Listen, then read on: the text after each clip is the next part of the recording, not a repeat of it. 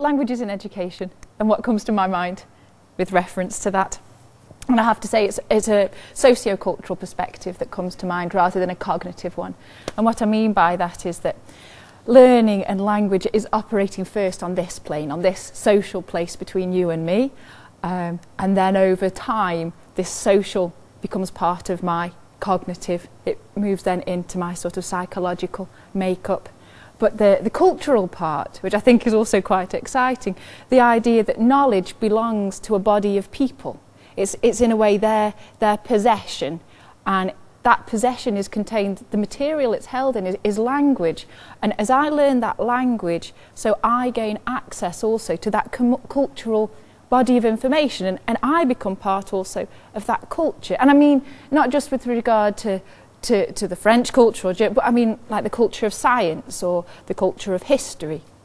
And I think that it's very kind of exciting in the classroom that we've got two communities taking place, or held within the same proximity. So we've got the learning community, where we've got interaction very much in the here and now. I'm trying to grow in my understanding, and with you I'm working to build my ideas. But I'm also looking towards a future kind of expert community or cultural community that I'm moving towards. So there's this sociocultural perspective and the role of language in that. And it very much impacts then on the teaching repertoire and the role of language in the teacher's repertoire, and also the role of language in the learner's repertoire.